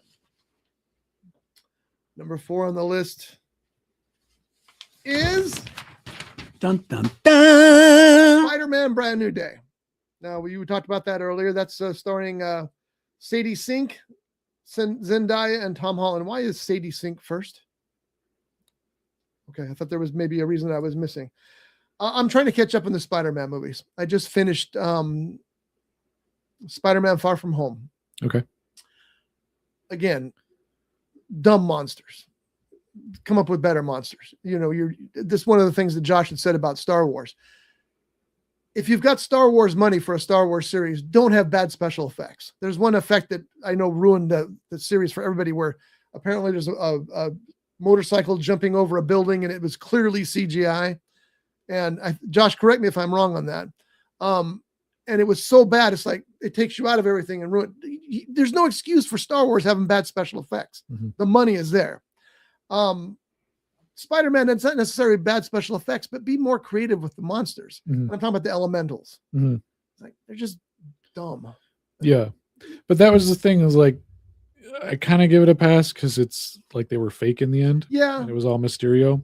I enjoyed that one. I thought it was a good epilogue piece to the Infinity Saga. Like, where are we now? Yeah, that's true. I agree with that. Which, I mean, they still haven't figured it out. They've made a dozen films and a dozen TV shows, and nobody can figure out what they're building up to. Yeah. Well, I don't think they do. Either, I think you're exactly right. Because even the third Spider-Man, No Way Home, where they brought back, Tobey Maguire and Andrew Garfield. Yeah. I like that one. Well, I'm a big fan of the Tobey Maguire Spider-Man movies. Uh-huh. I thought he was fantastic in it. He was. Yeah. And Garfield was really good, but and Tom Holland, yeah. But I'm still, it's like with James Bond. I'm a Sean Connery James Bond fan, more so than any of the others. Second would be Daniel Craig. Yeah. I enjoyed it. I enjoyed scenes from it. I thought that the mixing was very nice, but I feel like it suffered from that. We still don't know what the big game plan is, so it's not building towards anything. And I felt like it was a lot of fan service. Sometimes that's the So- case, and sometimes that works. Did you ever see the Flash movie? No. Not as bad as you've been led to believe.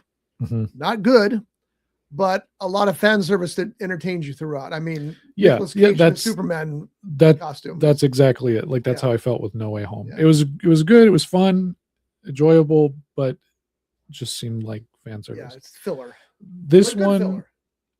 what I've heard about the new Spider-Man Brand New Day is that it's going to be more street level. He's going back to like little crimes and stuff. Punisher is apparently going to be in it. Daredevil. Nice. So I'm looking forward to that. You know, that it's not this big cosmic thing that the last couple of movies have been with Spider-Man. I just, low level Spider-Man film. He's your friendly neighborhood Spider-Man. It should Exactly. be at that level. Yeah. So I'm look also forward. very happy that the producers of Spider-Man finally found the Ramones song and been playing it. Because Ramones cover the theme song and I love it. And it belongs in those movies. And it took them like 7 movies to get it in there. I'm glad they did. Number 3 in the list. We talked about all these movies. Dune Part 3. I can't wait to see it. I'll see it on an IMAX screen for sure. I hope that Denis Villeneuve isn't so caught up in James Bond that he doesn't take full participation in this. You know what I'm saying? Mhm. I hope that his focus isn't divided too much because he is the next Bond director. That's been confirmed. That's all we know about the next Bond for sure, is that he's the director. I hope that he's not focused on that. And I don't think he will be because they haven't even chosen James Bond yet. That we know of. Well, that we know of. But I hope there's no softening of that because he needs to be full focus because 1 and 2 are awesome. So we'll see. I have high hopes about this. Timothée Chalamet. He may be an Oscar winner by the time that comes out. Didn't he already win an Oscar? No, he was nominated, but he didn't win. Oh, I thought Was he that already won for one. The Bob Dylan. Yeah. He should have. He That was probably so should good. It have. was a good movie. Number 2 on the list is The Odyssey. This is a new Christopher Nolan film with a few stars in it. Matt Damon, Tom Holland, and Anne Hathaway are the leaders. Never Tom heard Holland of as any of them. Spider-Man seems odd in an Odyssey movie. Yeah, Punisher's in it too. Is he? Oh yeah, he is. That's right. John Bernthal, yeah. Yeah. Tom Holland can act. He can. That movie I was telling you about, it's not on that list, the one that you haven't seen, The Devil All the Time. It's on Netflix. That's a fantastic film. Devil All the Time. The Devil All the Time, It's yeah. on Netflix. Yeah. On my phone right It's now. got Robert Pattinson in it, Tom Holland. And that's all I can remember right now. Okay, I'll watch that. Is it Try a to watch that movie or a this week. series? It's a movie. Number 1 on the list, of course, is Avengers Doomsday. Which is kind of weird. Avengers Doomsday. So he didn't really die, did he? No, he's dead. It's Who's he's dead? playing a different character, right? I know, but it's the Robert same Downey actor. Jr. Oh, well, Chris Evans is coming back as Captain America. That's They just true. put out a trailer That's for that. good. Pedro Pascal, Chris Hemsworth, also in it, of course. Same directors, the Russo brothers. Plot under wraps. So no, I'm not going to go there. I'm looking forward to it. I don't know that they have enough time to create this, do they? How are they going to? Are the Thunderbolts really the new Avengers? It's what they got. You know, they're bringing back the X-Men, the original like early 2000s X-Men in this film. They got the Fantastic Four. Yeah, that they I was just going to out. bring Yeah. it up because remember the end of the Fantastic Four? We see Doctor Doom, but we don't know who that Doctor Doom is because you don't see his face. Right.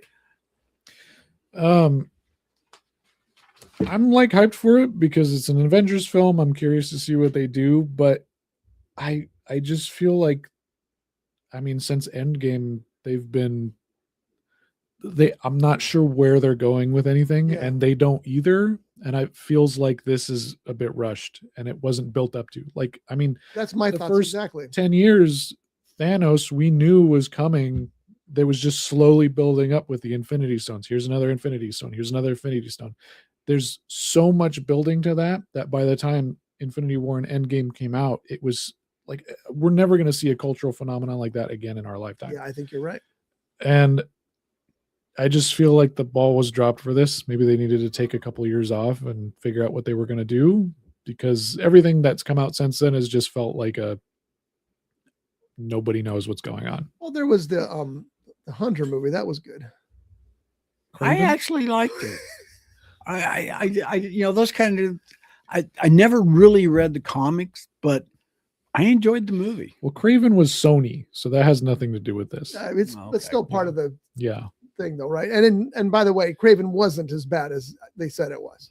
It wasn't good, but it wasn't as bad as they said it was. I don't know. I'm just done with superhero pictures. I've been done for a long time. I like Deadpool because Deadpool steps out of the box, and I guess Deadpool's not going to be in the Avengers movie either. He keeps saying no, but he that said we that a know lot. of. Yeah. Well, it's like Sean Connery's James Bond. Never say never. Well, it's not, because he's not saying he's never going to play Deadpool again. He's just saying he's not in the. When are they going to incorporate him into the Avengers?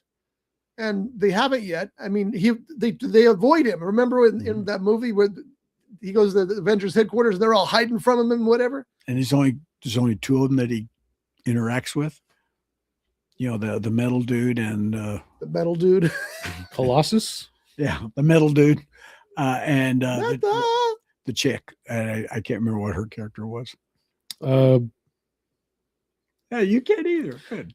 Negasonic Teenage Warhead. Yes, was the girl. Yeah, it's a long name. Make sure Blade's back. That's all I care about. Get Blade back in there. Josh says Doctor Doom is the best Marvel villain. As much as the Marvel Universe has had these, well, like in Spider-Man, the one where we had 3 different Spider-Men.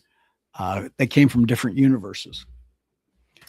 They've done the same thing in the Flash TV series, different universes.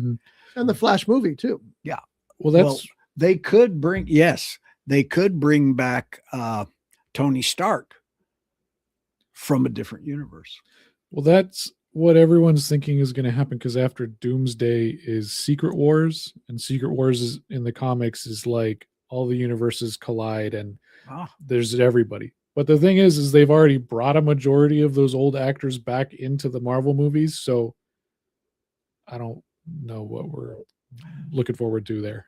I don't know what we're going to see with it either, but I agree. I think it seems kind of rushed. I don't know that it's time for it or not. I don't think it's going to gross $2 billion like Endgame did, but I could be wrong. Marvel movie. I mean, even though, like the Thunderbolts just barely made money.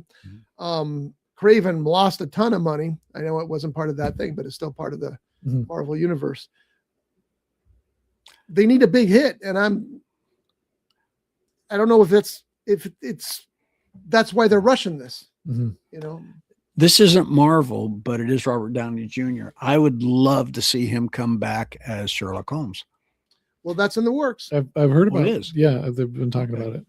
Because he was great in the 2 movies he did with Jude Law. Movies. Those are fun. Yeah. I remember watching the second one in a theater, and there's a scene where they're running through the forest and people are shooting at them or whatever. And I just realized in the moment, this is a cinematic moment. This is so big, and I was so engrossed in the movie that it overwhelmed me that I was part of this, and it was just impressive. I can't remember if it was the first one or the second one, but remember where he's in that ring and he's fighting the guy, and he's telling how he's going to do it and all that. And then he does it. It's like, I was taking True Lies. I want to see him. Wait, what? Remember in True Lies? When I get out of this, I'm gonna strangle you to death or whatever he says. And they go, "Oh, really? How are you gonna do that?" Well, first I'm gonna do this, and then I'm gonna do this, and then I'm gonna come around here. I'm gonna kick that guy in the head. I'm gonna butt you in there with this, and then I'm gonna choke you to death. And he goes, "Really? How are you gonna do that?" He goes, "Well, I've already got the handcuffs off."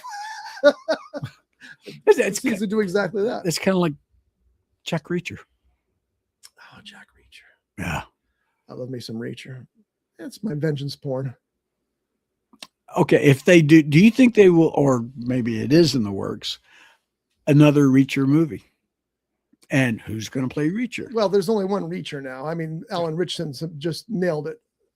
There's some trouble in Paradise there because of rights. So the studio that was making Reacher closed down, and now Reacher doesn't really have a home, even though there's supposed to be a new season. The series. So I can't imagine I don't think they'll make a movie. It's too early for the movie, despite as popular as that show is. But it doesn't matter if Richard's playing Reacher. I'm going. Mandalorian I thought that series was great. And next thing you know, they're doing a movie and may not Remember, it doesn't matter whether the series is great or not. It matters who's watching it. Yeah. So, all right, we're out of here, folks. Thanks for watching. As always, thanks for listening. If you're listening to this podcast, you can always see us if you so choose. It's on you, though, at roughedge.tv. Please subscribe and give us some likes. It doesn't hurt you at all, but it helps us. And that's all I got. You guys got anything else? I got two things. Oh, good Lord. One, Amazon.com or Scott Bolton Books. Already did that. Yep. Well, that was. I'll take another plug. Yeah. And the other thing is, go to your mom and pop theaters. Go to your regular movie theaters. Go to the movie theaters. And if you happen to have a drive-in in your go to the drive-in, provided it's not raining. Yep. Theaters. I was going to go see SpongeBob, and John didn't want to go. And I was going to go by myself. Well, you go to the movies by yourself a lot, right? All the time. Yeah, I don't mind. I think it's fine. So I was going to go by myself. And my wife said, you're going to go to a 10 o'clock screening of SpongeBob during a week when school's off with dozens of kids. Have you thought about what that'll look like? I said, yeah, I guess I better wait. All I could think of when you told me that, all I could think of was, don't touch me there. There's a story there, but I'm almost willing to just let John stop there. No, I'm good. Yeah, let's stop right there. Yeah. It's a funny story. But it is. Anyway, you were saying I interrupted you. Oh, I was just going to say, yeah, because theaters are closing all over the place. A couple just closed in LA, big ones too. Big ones. And like we always talk about, our local one turning into a casino now. So, movies are in jeopardy. Go to the theaters. I did talk to somebody. I had to make a delivery at the casino at the fairgrounds, and I got to talk to somebody down there. I don't know what position they have with the casino and all that. And we talked about the move, and he said, yes, it is going to happen. And they still plan on having 2 of the movie theaters or screens. They're very interested to see what they do with that. I imagine classic films. That's all I can think of. But who knows? They could do first run for all. And I would not mind. Every time they had the showing of To Kill a Mockingbird, I went. My favorite all-time movie. I got to see that movie again. I haven't seen it. I just read the book and the sequel. Sequel is not nearly as good. If they were to make the movie of the sequel, obviously certain people you can't bring back, but who would you like to see play? Who? Atticus? Atticus. Well, I haven't read. I haven't read the book yet. Scout is 27 in the sequel, so you'd have to adjust everything for age, which means Atticus is in. He's got to be in his late 70s. So because I didn't George read Burns. I don't know. They could bring him back. Yeah. I mean, yeah. Of all the people who have played God, I think he was the best, except for God. I'm gonna have to say it's. He was good too. Come on, help me out, Jeff. Morgan Freeman. Morgan Freeman's a good one. Dogma. Geez. I don't remember her name. Alanis Morissette. Yes. Alanis Morissette would be my favorite. All right, we're out. We'll see you next week. Thanks for watching, and we'll have more to talk about next week. And, I forgot. Popcorn. You heard him. Brought to you by The Grape, Ventura County's premier jazz venue and cocktail lounge, located at 2733 East Main Street in Ventura. For menu and music schedule, visit them online at thegrape.club. This has been a Rough Edge Studios production.